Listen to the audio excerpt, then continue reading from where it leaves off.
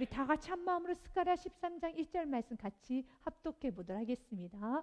그날에 주와 더러움을 씻는 셈이 다윗의 족속과 예루살렘 주민을 위하여 열리리라. 아멘. 오늘 성경 말씀은 굉장히 우리를 여러분 뜨겁게 하며 정말 우리의 마음을 너무 여러분 흥분하게 할 정도로 너무 기분 좋은 단어가 하나 있지 않습니까? 열리리라. 아멘. 여러분의 삶에 열림의 역사 일어나시길 바라겠습니다. 여러분의 삶에 열림의 축복이 있으시길 바라겠습니다. 주님께서는 분명히 약속하셨습니다. 내가 부어주리니. 주님께서는 우리에게 부어주시고 우리가 회개하고 반응하기 시작할 때 주님께서는 열어주신다고 하셨는데, 내가 아무리 회개하고 내가 잘못했습니다 하여도 용서해 주시는, 주치하시는, 용서하시는 분이 나의 회개를 받아주셔야지, 용서를 해 주셔야지만 내 회개가 용서가 되죠. 우리 하나님께서 노하시며 내가 아무리 주님 앞에 주님 용서해 주세요, 주님 도와주세요 해도 우리 주님께서 귀를 꽉 막아버리면 그것은 허공에 치는 거예요. 그런데 우리 주님께서 오늘 이렇게 약속을 합니다. 너희가 회개할 때 난 너희 회개를 받아주시겠다는 거예요. 그런데 오늘 말씀해 보면은 죄와 더러움을 씻는 셈이 다윗의 족속과 예루살렘 주민을 위하여 열리리라 라고 말씀하고 있습니다. 죄와 더러움을 씻는 셈이 다윗의 족속과 예루살렘 주민을 위해서 열어주시겠대요. 바로 이 스가랴 13장의 말씀은 이 땅에 오셨던 예수 그리스도의 사역을 예표하는 말씀인 것입니다. 그 당시 이스라엘 백성들은 자신의 죄를 사함받기 위해서는 소나 양이나 비둘기를 가지고 나가서 제사를 드려야 됐었어요. 그래서 그 소나 양이나 비둘기 피가 있지 않고서는 죄사를 못 받았었습니다. 더 나아가서 물두멍에 자신의 몸을 씻어야 되는 제의적인 행사를 했어야 됐었습니다. 그런데 이제는 그 제사를 드리고 물두멍에 죄를 씻는, 물두멍에 자기 몸을 씻는 그런 제의적 행위를 하지 않아도 죄와 더러움을 씻는 셈이 다윗의 족속과 예루살렘 주민에서 열리리라. 그 셈을 열어주시겠다는 거예요.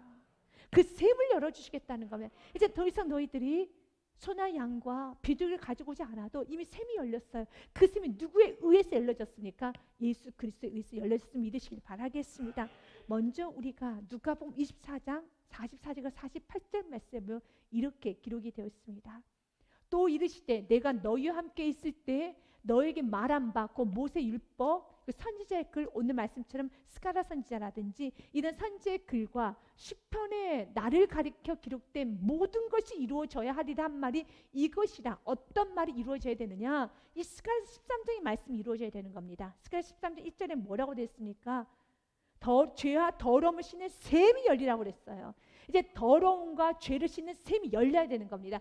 콸콸콸콸 그 여러분 물이 쏟아져야 되는 겁니다. 그 보혈의 피가 쏟아져야 되는 겁니다. 그 셈이 열렸다고 되어 있는데 오늘 말씀처럼요, 이렇게 기록된 모든 것이 이루어져야 하리라 한 말이 이것이라 하시고, 45절 말씀에 이에 그들의 마음을 열어 성경을 깨닫게 하시고, 46절 말씀에 또 이르시되 이와 같이 그리스도가 고난을 받고 제3일에 죽은 자 가운데 살아날 것과, 47절 말씀 같이 읽겠습니다. 또 그의 이름으로 죄사함을 받게 하는 회개가 예루살렘에서 시작하여 모든 족속에게 전파될 것이 기록되었으니. 아멘.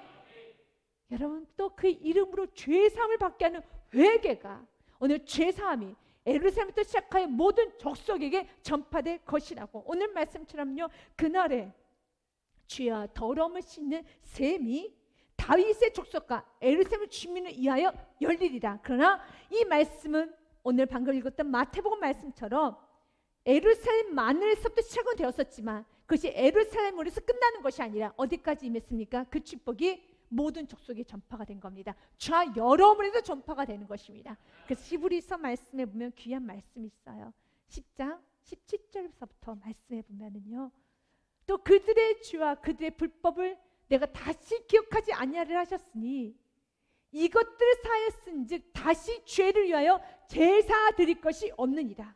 소나 양이나 이런 비둘기를 가지고 올 필요가 없느니라. 19절 말씀에 그러므로 형제들아 우리가 예수의 피를 힘입어 성소에 들어갈 담력을 얻었나니. 아멘. 그 열리는 거, 그 죄사함의 문이 열렸습니다. 이제 누구든지 예수의 이름만 가지고 나아가면, 예수님 용서해 주세요, 예수님 보혈의 피를 마시면 그 죄가 다 사해지는 겁니다. 죄가 없어야 축복이 오는 거예요. 죄가 있는 거에 축복이 임하지 않아요. 하나님은 거할 수가 없어요. 근데 이미 지어버린 죄를 어떻게 하겠습니까? 근데 주님께서 오늘 살 길을 열어주신 겁니다. 죄가 있느냐? 주님이 약속합니다. 그 더러움을 씻을 물이 열렸기 때문에, 그 물이 무엇입니까? 보혈의 피라는 거예요. 예수의 피를 힘입어 성수에 들어갈 담력을 얻었나니. 20절 말씀 같이 읽겠습니다. 그 길은 우리를 위하여 휘장 가운데 열어놓으신 새로운 살 길이요, 휘장은 곧 그의 육체니라. 아멘. 살 길이 열어진 겁니다. 예수의 피로 인해서는 살 길이 열어졌어요. 예수의 찢어진 그 몸으로 인해서는 살 길이 열어진 것입니다. 히브리서 9장 말씀을 한 번 더 언급하기 원합니다. 염소와 송아지 피로 하지 아니하고 오직 자기 피, 예수의 피로 영원한 속죄를 이루사 단번에 성소에 들어가셨느니라. 아멘. 더 이상 이젠 염소와 송아지 피가 필요가 없어요. 22절 말씀 같이 읽겠습니다. 율법을 따라 거의 모든 물건이 피로써 정결하게 되나니 피 흘림이 없은즉 사함도 없느니라. 아멘. 피 흘림이 없으면 사함이 없어요. 근데 그 피를 2000년 이 땅에 예수님 오셔서 흘려주셨습니다. 그리고 스가랴서 13장 1절 말씀 그대로 이루셨습니다. 더러움과 죄를 씻는 셈이 다윗의 족속과 예루살렘 주민을 위하여 열리리라. 열어주셨습니다. 이제 누구든 주님께 돌아오기만 하면 되는 겁니다. 열어졌는데도 나는 그 피를 거부하고 그 축복을 거부하고 그 긍휼을 거부하면 안 돼요. 열어졌습니다. 여러분에서 이미 열렸습니다. 요한께로 돌아오십시오. 이제 자신의 생각을 버리고 모든 죄를 다 버리고 요한께로 돌아와서 그 보혈의 피를 마시고 용서함을 받으시길 바라겠습니다. 이사야서 55장 말씀에도 6절과 7절에 너희는 여호와를 만날 때 찾으라, 가까이 계실 때 그를 부르라. 같이 읽겠습니다. 7절은요. 악인은 그의 길을, 불의한 자는 그의 생각을 버리고 여호와께로 돌아오라. 그리하면 그가 긍휼히 여기시리라. 우리 하나님께로 돌아오라. 그가 너그럽게 용서하시리라. 아멘. 여호와께 돌아와야 돼요. 그럼 주님은 너그럽게 용서하여 주십니다. 그러면 우리가 어떤 부분에 있어서 주님께 돌아가야 되겠습니까? 오늘 성경에서는요, 이제는 죄와 더러움을 씻는 그 물이 열렸으니까 마음껏 먹고 마시면서 이제 하나씩 벗겨지는데, 이렇게 날마다 회개했던 그 결과는 한 가지예요. 이제 그 안에, 공동체 안에 우상이 없어지겠어요. 거짓 선자들이 더 이상 발을 붙일 수 없는 공간이 되었다는 겁니다. 과거 이스라엘 백성들의 삶엔 우상이 성읍수보다 더 많았어요. 너무 우상이 많았어요. 의지하는 것이 많았어요. 붙들고 있는 게 너무 많았습니다. 그 우상 하나씩 척결하는 거죠.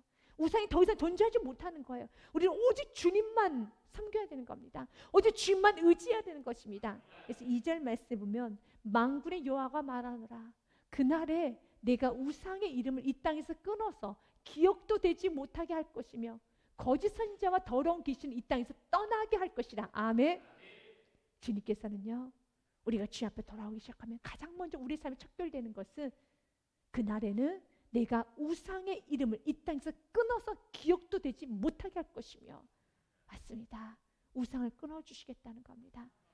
내가 그렇게 매었던 거, 내가 그렇게 집착했던 것들, 예수님을 제대로 만나고 나고 또 여러분이 회개하기 시작하면 주님께 더 가까이 가면 갈수록 과거에 그렇게 집착했던 많은 것들이 가치 없이 느껴져요. 그렇게 여러분 사람에게 매이지 않아요. 말에 매이지 않습니다. 이젠 더 이상 우상 삼지 않는다는 겁니다. 과거에 내가 물질에, 또한 내가 명예에, 내 주기에, 사람들의 평가에, 그리고 내 자존심에, 여러 가지 것에 많이 매어 살았는데 이제 그런 것에 매이지 않아요. 어떤 것도 우상 삼지 않아요. 그것을 숭앙하지 않습니다. 숭배하지 않습니다. 높이 생각하지 않습니다. 정말 우리가 경배하실 분은, 경배하며 영광 올려드릴 분은 오직 예수 그리스도. 여러분들은 지금 어떤 것에 좀 매어 있습니까? 아직도 가정 안에 어떤 것이 우상이 있습니까? 이 문제 해결되지 않으면 창피하게 생각하고 가정을 오픈하지 못하고 어려워하는 것은 무엇입니까? 우리에게 각자의 이런 것이 있죠. 이것이 죄로 인한 상처이기도 하고요, 자격지심이기도 하고 피해의식이기도 하지요. 주님은 오늘 그 피해의식과 그 자격지심과 또한 그 죄로 인한 상처들이 다 치료돼서 그 어떤 것도 내가 주님께 나아가는데 방해받지 않은가 동시에 그 어떤 것도 이런 것들을 인해서 나에게 기쁨을 빼앗아갈 수 없고 평안을 빼앗아갈 수 없고 정말 자유로운 사람이 되기 원합니다. 우상이 척결돼야지만 사랑하면 더 이상 여러분의 삶 가운데 거짓 선지자, 더러운 귀신이 여러분을 이끌지 못해요. 여러분을 유혹하지 못하는 거예요. 그 귀신이 하는 것은 무엇입니까? 사람에게 매이게 하고 집착하게 하고 불안하게 떨게 하고 끊임없이 예민하게 하고 그리고 충분하게 온유함으로 여유로 넘어갈 수 있는 것을 못 넘어가게 하는 거예요. 우리 주님은 이런 더러운 기실에 우리가 잡혀 사는 것이 아니라 우리 천국을 소유했어요. 오늘 주님께서 오늘 마지막에 이 모든 회개함과 또한 연단도 하셔요. 그 과정 회개, 연단 그리고 주님께 더 가까이 가면서 마지막 우리 고백하기를 원하시는 고백이 하나 있습니다. 요한은 나의 하나님이십니다. 요한은 나의 하나님이십니다. 마지막 13절 말씀을 우리 선포하고 9절 말씀 선포하고 본문의 말씀 이어가도록 하겠습니다. 9절 말씀 마지막 절 말씀은 같이 읽도록 하겠습니다. 내가 그 3분의 1을 불 가운데 던져 은같이 연단하여 금같이 시험할 것이다. 그대 내 이름을 부르리니 내가 들을 것이며 나는 말하기를 이는 내 백성이라 할 것이요 그들은 말하기를 요한은 나의 하나님이시라 하리라. 아멘. 여호와만이 나의 하나님이시다. 여호와가 나의 하나님이 되는 순간에 마음은 굉장히 풍요로워져요. 그래서 여호와가 나의 하나님이 되도록 하나님이 좀 연단도 하시고요. 맞는 분에서 이제 우상도 좀 치우라고 하는 것입니다. 여호와를 하나님 삼고 여호와를 복 삼고 하나님을 믿는 순간에 우리 삶은 굉장히 담대해져요. 그래서 우리 주님께서는 바로 마지막 9절의 축복을 주위해서 1절부터 이어가는 겁니다. 이제 내가 마음껏 너희가 회개하고 주님께 나오면은 마음껏 용서해 줄 테니까 충분히 회개하라는 겁니다. 우상 섬겼던 시간을 회개하고 내가 세상에 매었던 시간을 회개하고 자녀를 우상 삼았던 시간, 학력을 우상 삼았던 시간, 물질 우상 삼았던 시간 그런 모든 것들 다 회개하고 이제 오직 하나님만 섬기겠습니다. 결단하면 나아가 보라는 것입니다. 더 이상 그런 물질이, 그런 사람들의 말이, 그런 여러 가지가, 그런 귀신이 너희들을 끌고 다니지 아니할 것이란다. 왜 나의 자녀가 환경에 의해서 이렇게 불안해하고 초조해하고 무서워하고 두려워하느냐? 그럴 필요가 없다라는 거예요. 하나님 나의 하나님이시니까. 그 하나님 나의 아버지시니까요. 나에게 아버지가 있는데 외로울 건 뭐가 있습니까? 여러분 외롭습니까? 불안합니까? 주님 오늘 말하는 거예요. 이것은 이 정도면 다 불안하지. 불안한 게 죄인가? 두려움이 죄인가? 죄예요. 왜 성경 말하거든. 두려워하지 말라라고 했는데 매일매일 360일 두려움에 살고 있다라면 그건 죄예요. 반드시 해결해야 돼요. 내 안에 우상을 척결해야 되는 겁니다. 그리고 하나님만 섬겨야 되는 겁니다. 하나님이 전부가 되는 순간에 그 두려움은 잠재해지는 거예요. 두려움을 가볍게 넘기지 마십시오. 성경은 아주 자주 두려워하지 말라라고 명령하셨어요. 그래서 두려워하는 건 죄예요. 두려움을 주는 원인이 무엇입니까? 무엇 때문에 두려워합니까? 무엇 때문에 힘들어하고 있습니까?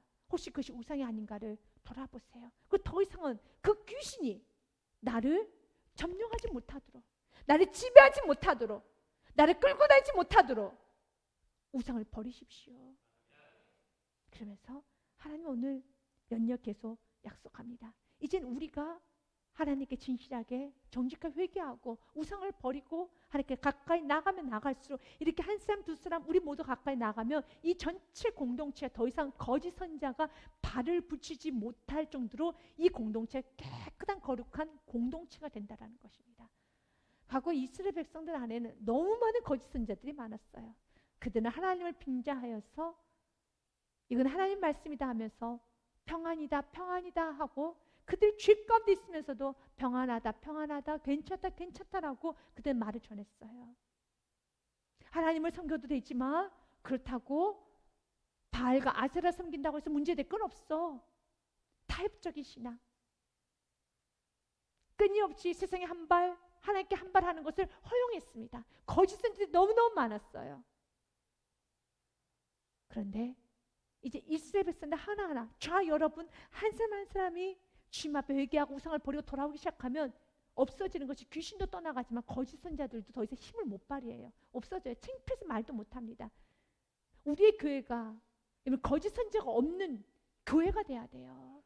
이제는 그런 세상에 타협하는 신앙 말하는 걸 창피하게 할 정도로 말을 못해야 되는 것입니다. 오늘 본문 말씀에 보니 이제 이런 말씀을 합니다. 13장 3절 말씀이에요. 사람이 아직도 애어날 것 같으면 그 낳은 부모가 그에게 이르기를 내가 여호와의 이름을 빙자하여 거짓말 안에 살지 못하리라 하고 낳은 부모가 그가 애어날 때 칼로 그를 찌르리라. 이것이 무엇이냐면 있을 수 없는 일이죠. 어떤 사람이 여호와의 이름을 빙자해 거짓말을 하면은 낳은 부모가 그가 애어날 때 자녀를 칼로 죽인다라는 거예요. 이게 말이 됩니까? 말이 안 되죠. 그런데 바로 이렇게 말씀이 아닌 것은 가족들 간에도 타협을 하지 않겠다는 거죠. 이걸 말하고 있는 거예요. 근데 이미 이 말씀 신명기 13장에 선포되었던 말씀입니다.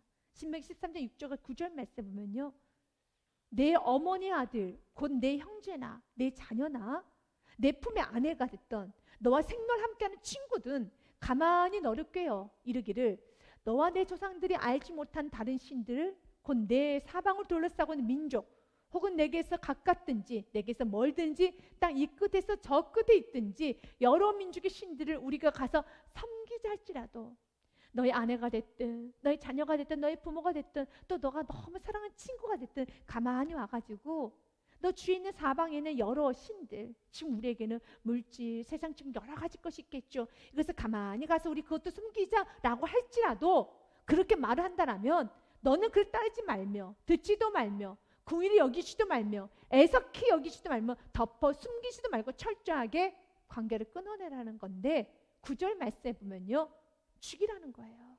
너는 용서 없이 그를 죽이되 죽일 때 내가 먼저 그에게 손을 대고 후에 뭇백성에 손을 대라. 죽이라는 거예요. 오늘 본 말씀도 마찬가지예요. 하나님의 빙자에서 그 말씀 아닙니다. 그런데 하나님의 빙자에서 타협하도록 이 정도는 괜찮아 라고 타협의 말씀을 전하면은, 만약 그 말씀을 전하면 칼로 가족이라도 죽이라는 겁니다. 이것은 아주 반인륜적이죠. 그럼 이것의 뜻이 무엇입니까? 이제 가족 안에 우리가 주님 앞에 우상을 나오기 시작하면 이제 가정 안에 말씀이 아닌 걸 떠들 수가 없는 공동체가 돼야 돼요. 우리의 교회 안에 복음이 아닌 것은 떠들지 못하는 공동체가 돼야 되는 겁니다. 더 이상 그들이 떠들지 못하도록 끊어내버리라는 것입니다. 오늘 좀 우리 이 축복을 주시기 원합니다. 그럴 때 진정 하나가 되는 거예요. 예수님께서도 말씀하셨어요. 내가 이 땅에 온 것은 화평을 주러 온 줄은 생각하지 마라. 나는 검을 주러 왔다고 말합니다. 내가 세상에 화평을 주러 온 줄 생각하지 말라. 화평이 아니요 검을 주러 왔노라. 내가 온 것은 사람이 그 아버지와 딸이 어머니와 며느리가 시어머니와 불화하게 하려 함이니 사람의 원수가 자기 집안 식구리라. 아멘. 왜 이런 말씀했을까요? 오늘 스가랴서 13장 3절 말씀과 동일한 겁니다. 정말 가정이 거룩해지고 원하고 가정이 회복되기 원한다면 말씀이 아닌 것을 가정 안에 선포되어서는 안 돼요. 또 그것을 이제 회개한 저와 여러분은 용납하지 말라는 겁니다. 그렇다 해서 이걸 문자 그대로 해석해서 서로 때리고 여러분 서로 밀쳐내고 그런 걸 하라는 것이 아니라 철저히 말씀이 아닌 것은 가정 안에 선포되지 않도록 지키라는 거죠. 그러나 이런 강력한 힘이 생기는 거 먼저 저와 여러분 안에 우상이 척결돼야 돼요. 내 안에 우상이 척결되지 않으면 절대로 가정 안에 말씀을, 여러분 변질된 말씀이 선포되는 그 말씀을 잡아내지 못하는 거예요. 내가 제대로 살지 못하는데 어떻게 자녀를 교육하겠습니까? 어떻게 여러분 부모를 어떻게 섬기겠습니까? 그 지금 오늘 말하는 겁니다. 정말 가정을 살리고 싶느냐? 회개하라는 거예요. 먼저 저와 여러분이 철저하게 우상을 척결하고 주님께 나오십시오. 정결한 삶을 사십시오. 그리고 나서 그 힘을 가지고 가정 안에 말씀이 아닌 것이 선포될 때 옳고 그름을 분별하여서 바른 말씀이 선포될 수 있도록 여러분이 통로가 되셔야 되는 겁니다. 갈라디아서 1장 말씀도 이렇게 말합니다. 천사가 와도 너는 배격하여라. 만약 다른 복음을 전하고 있다면, 예수 그리스도 외에, 십자가 외에, 십자가 부활을 전하지 않고서는 십자가 외에도 다른 길이 있다고 말하면은, 예수 그리스도 외에도 다른 길이 있다고 말한다면, 천사가 와서 그 말을 한다 할지라도 믿지 말라는 거예요. 다른 복음이 없나니 다만 어떤 사람들이 너희를 교란하여 마음 혼란케 하여서 그리스도의 복음을 변하게 하려 함이라. 그러나 우리나 혹은 하늘로부터 온 천사라도 우리가 너희에게 전한 복음 외에 다른 복음을 전하면 저주를 받을지어다. 아멘. 오늘 이스라엘 공동체 안에 회개하기 전에는, 과거 회개하기 전에 이스라엘 공동체 안에는 거짓 선지자들이 난무했습니다. 그리고 거짓 사람들이 얼마나 담대하게 하나님 나에게 주신 계시의 말씀이 하면서 창피하게 생각하지도 않고 그들은 하나님 말씀 아닌 말씀을 마구마구 선포했어요. 그리고 그들은 자기가 진짜 선지자인 것처럼 자랑도 했어요. 마치 지금 우리 이 시대를 보십시오. 말씀이 아닌 것을 가지고 말을 해도 신앙생활 이게 괜찮아, 이렇게 말씀이 아닌 걸 가지고 당당하게, 창피한 것도 모르고 이렇게 당당히 살아가는 사람들이 많아질 것이란다. 그러나 우리가 회개하기 시작하면 더 이상 그들이 발을 붙이지 못해요. 더 이상 그들이 이렇게 거짓 선지자의 말을 못한다라는 거예요. 왜냐하면 그 다음 절 말씀에 보면 이런 말씀이 있습니다. 그날에 선지자들이 예언할 때 그 환상을 갖게 부끄러워할 것이며, 부끄러워서 말 못한다는 거예요. 죄를 드러내놓고 죄를 못 지어요. 여러분, 거룩한 죄를 지키지도 않는데 왜 이렇게 당당합니까? 하나님 무슨 죄 삶을 살지 않는데 왜 이렇게 당당합니까? 이제는 부끄러워할 줄 안다는 겁니다. 내가 죄를 지으면 부끄러울 줄 알고, 내가 교만해지면 부끄러워할 줄 아는데, 그럼 우리 공동체가 그런 부끄러워할 줄 아는 공동체가 되기 위한 건 오늘도 성경 우리에게 말합니다. 이 축복은 바로 저와 여러분에게부터 시작돼야 돼요. 우리 다음 세대를 향해서, 우리 먼저 믿으신 우리 신앙인들 이런 말합니다. 우리 다음 세대 왜 이렇게 부끄러워하는지는 모르는지 모르겠어요. 그들이 왜 하나님을 잘 섬기지 못한데도, 정결한 삶을 살지 않아도 부끄러워할 줄은 몰라요. 왜 그렇습니까? 그들이 부끄러워하기 원합니까? 그들이 정말 말씀대로 살지 아니한 것에서 마음에 여러분 죄책감을 갖고 회개하는 축복이 있기를 원합니까? 그렇다면 그 시작은 저와 여러분부터 시작이 돼야 돼요. 우리들이 우상을 척결하고 주님 앞에 나아가기 시작하면서 날마다 죄 씻음을 받고 정결의 삶을 살기 시작하면, 하나님은 공동체 안에 선지자들 거짓 예언하면 너무 부끄러워하고 사람을 속이려고 더 이상 털어딛고 다니지도 아니할 것이며, 그 당시에 거짓 선지자들은 마치 엘리야가 털옷을 입고 다녔거든요. 엘리야 하면 어떤 선지자입니까? 능력의 선지자잖아요. 그들은 사기쳤죠. 한마디로 흉내내고 다녔어요. 선지 흉내내고 다녔습니다. 거친 옷을 입고 가죽띠를 띠고, 그러면서 이건 하나님 말씀이야 하면서 선지자들이 그 말씀을 전했어요. 겉모습은 선지자예요. 그러나 양의 탈을 쓴 이리처럼 그들은 정말 코스프레를 했습니다. 코스프레를 했어요. 더 이상 그렇게 사람을 속이려고 털옷도 입지 아니할 것이며, 이제 겉모습과 속마음이 동일해지기 시작한다는 겁니다. 우리에게도 직분이 있죠. 저에게는 목회자는 직분이 있는 것처럼 여러분에게도 직분이 있을 겁니다. 그래서 다른 사람들이 보면은 예배식에 앉아있고 저도 말씀을 선포하면, 오, 목사인가 보다, 집사인가 보다, 신에서 오래 하셨나 보다. 그런데 내 속마음이 거짓이다면 안 되지 않습니까? 더 겉만 갖추는 거예요. 더 근엄한 모습으로, 더 형식만 갖춰져 있어요. 마치 그들이 선지자들의 대표의 옷이었던 털옷을 입고 다니면서 나는 엘리야처럼 능력 있는 선지자야 라고 겉모양만 갖췄던 것처럼, 이제 더 이상 그들 겉모양을 갖출 수 없게끔 공동체가 진실해지기 시작하는 겁니다. 우리 세계목회 그런 교회가 돼야 돼요. 목회자, 성도가, 우리 모두가 주 앞에 진실하게 살아야 되는 거예요. 우리의 내면과 우리의 외적인 모습이, 우리 여기서의 모습과 각자의 집에서, 현장에서, 사회에서의 모습과 동일하게 하나님 앞에서의 코람되어 삶을 살아야 되는 겁니다. 강당에서는 자켓을 입었을 때는 거룩하게 외치고, 여러분이 강당을 떠나서 내려가는 순간서부터 세상과 타협하면서 하나님 기뻐하지 않는 삶을 살아가고 있다라면, 그리고 그 삶을 감추기 위해서 더 거룩한 옷을 입고 더 거룩한 표정을 짓고 더 겉만 갖추고 있다라면, 우리 교회 모든 성도님들이 더 겉만 갖추고 있다라면, 이것은 무엇이 문제인 줄 아십니까? 우리 안에 회개하는 심령이 없기 때문에 그런 여러분 공동체가 썩어지는 거예요. 그러나 저와 여러분이 날마다 회개하며 나가기 시작하면은 이런 가식적인 삶이, 형식적인 삶이, 겉만 갖추는 외형적인 그 모습에 더 이상 그렇게 내가 외형만 갖추고 사는 것은 안 되겠구나. 오늘 말씀처럼요, 사람을 속이려고 털없도 스스로가 입지 아니하게 된 축복이 있어요. 그래, 우리가 회개하지 않으면 더 포장해요.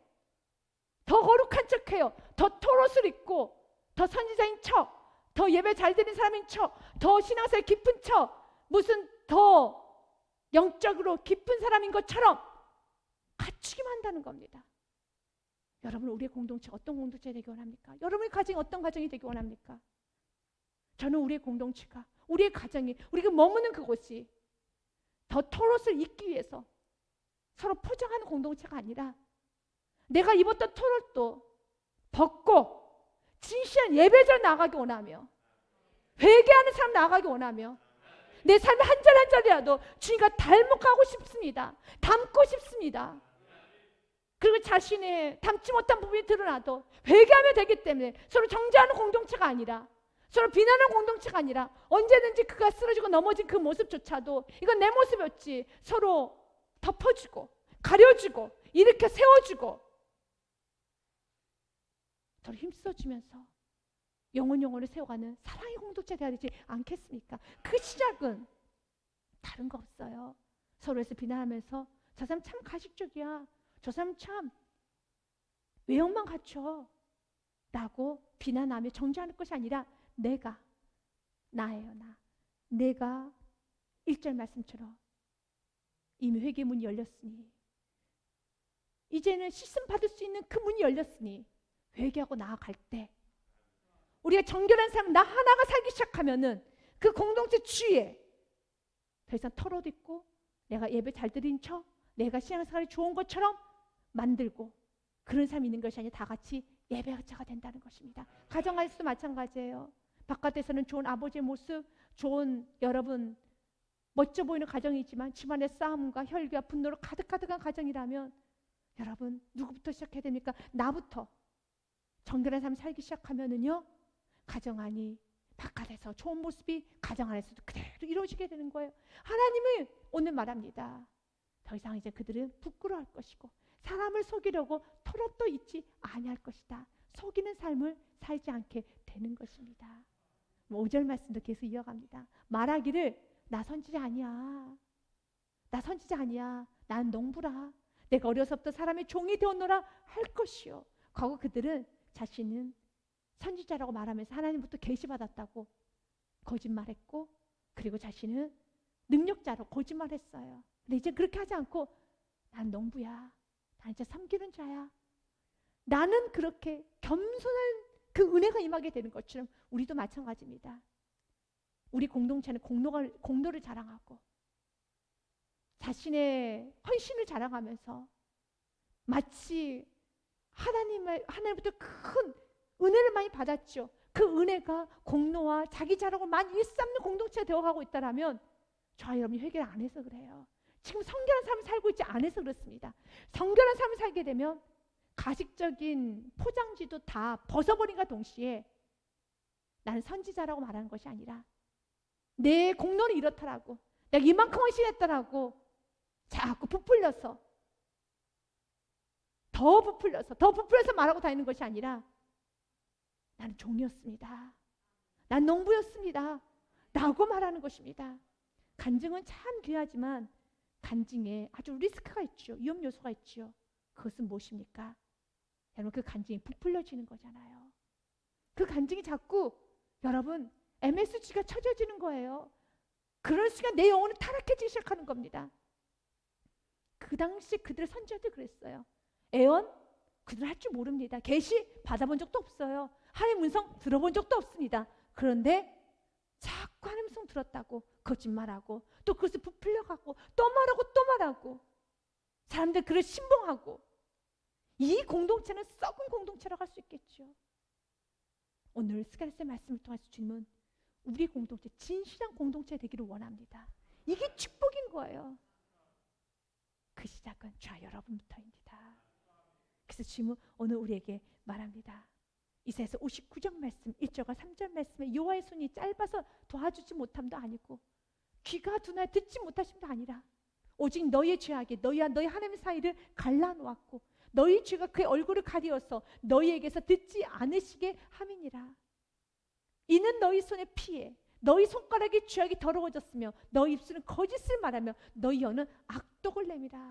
이렇게 살았다는 겁니다. 그래서 그 죄를 버려야 되는 것입니다. 그 죄를 버려야 되는 것입니다. 지금 오늘 우리에게 말합니다. 우리의 공동체가 이제는 더 이상 허세하는 공동체, 자꾸 거짓말하는 공동체, 과장하는 공동체, 겉모양만 갖추는 공동체가 아니라 우리의 공동체가 진실한 공동체, 정직한 공동체, 겸손을 더 기뻐하는 공동체, 우리 세계명과 나아가야 될 공동체 모습인 것입니다. 이를 위해서 우리가 다시 한번 주 앞에 회개하기를 다짐해 봅시다. 각자 우리 모두가 정결하게 살기를 다짐해 봅시다. 그래서 6절 말씀에 주님 우리에게 말합니다. 같이 읽겠습니다. 시작. 어떤 사람이 그에게 묻기를 내 두 팔 사이에 있는 상처는 어찌 됨이냐 하면 대답하기를 이는 나의 친구의 집에서 받은 상처라리라. 과거 이교도 제사는 굉장히 난잡한 제사였었어요. 그랬기 때문에 그 난잡한 제사하는 과정에 있어서는 자기 몸을 자해하는 경우도 있었고요. 그랬기 때문에 이런 상처가 남죠.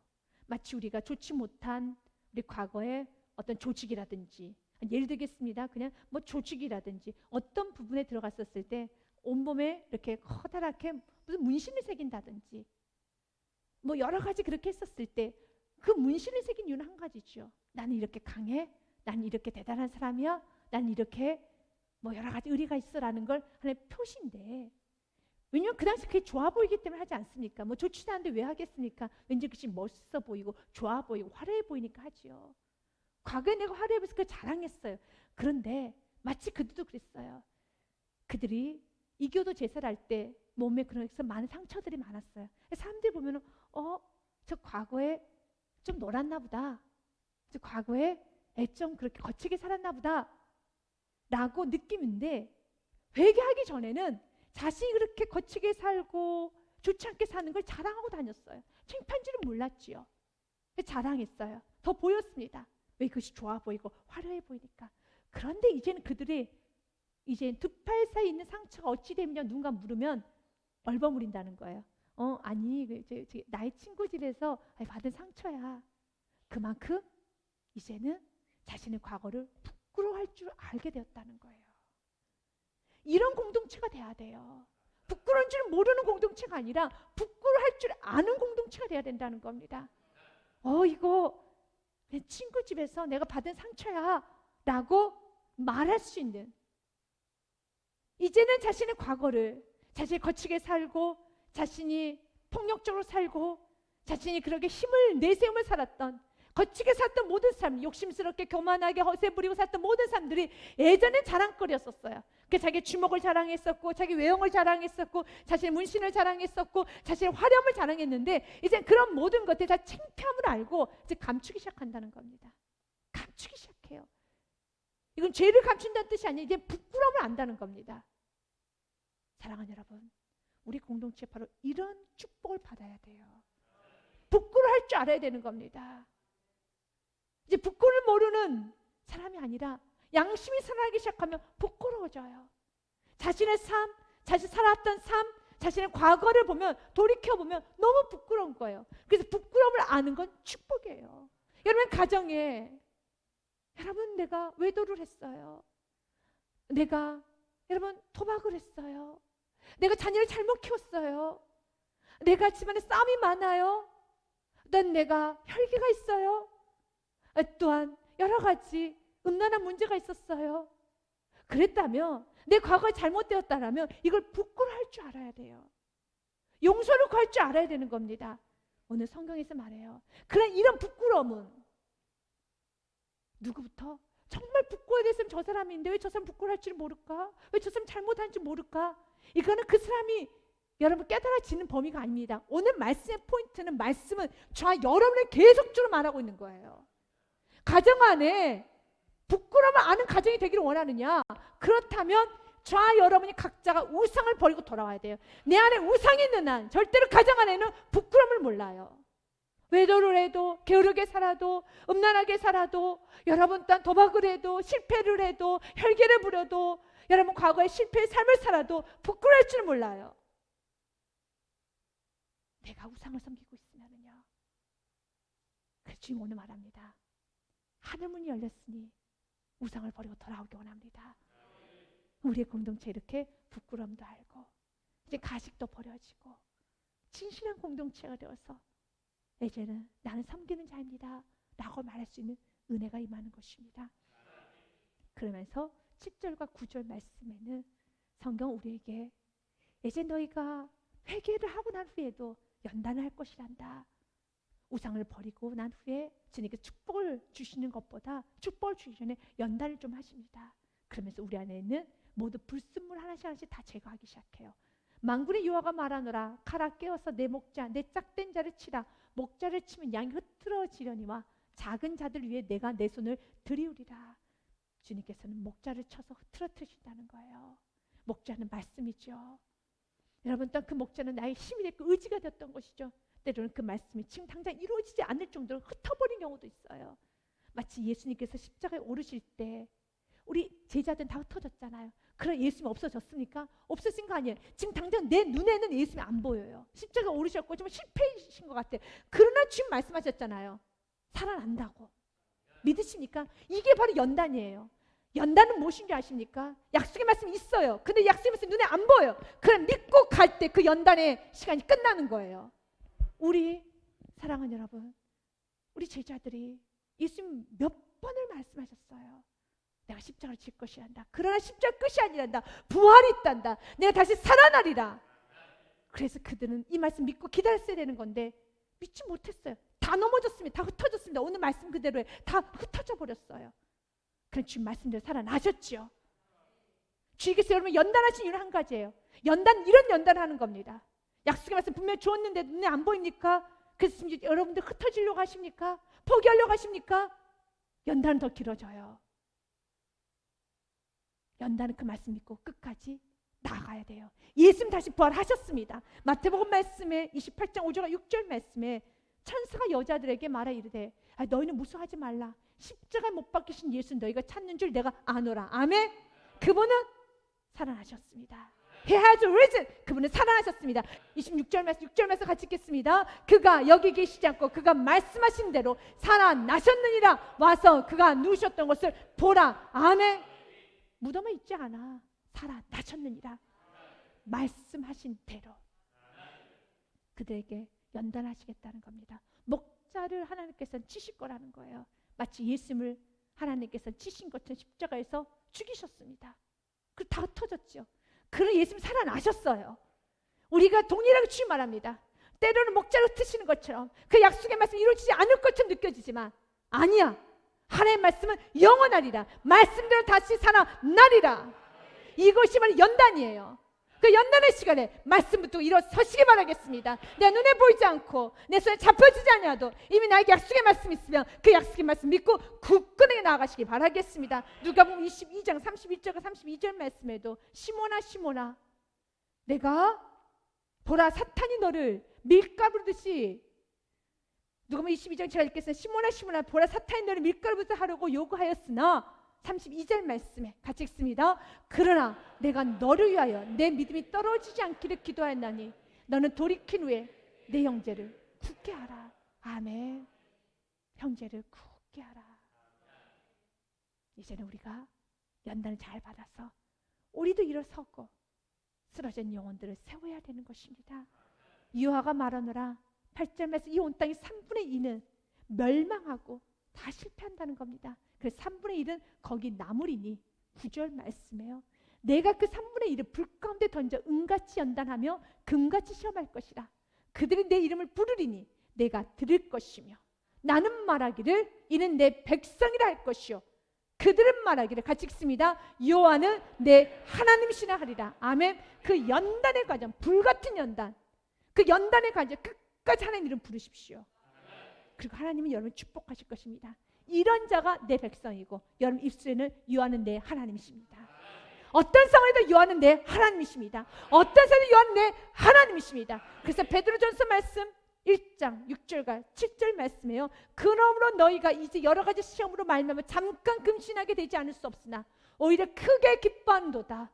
같이 읽습니다. 너희 믿음의 확실함은 불로 연단하여도 없어질 금보다 더 귀하여 예수 그리스도께서 나타나실 때 칭찬과 영광과 존귀를 얻게 할 것이니라. 아멘. 주님께서 이 축복 주시겠다는 겁니다. 때로는 불같은 좀 시험이 있다 할지라도 좀 말씀 이루어지지 아니한 것 같고 하나님이 없으시는 것 같고 정말 나 혼자 외로이 둥둥 떠 있는 것 같다 할지라도 아닙니다. 하나님은 여전히 일하고 계시고 하나님은 계십니다. 그 약속을 믿고 주의 이름을 부르길 때 바로 그 사람에게 주의 말합니다. 이는 내 백성이다. 이는 내 아들이란다. 그리고 우리는 고백하죠. 여호와는 나의 하나님이십니다. 여러분 삶의 날마다 이 축복이 충만하시길 주님으로 축복 드립니다.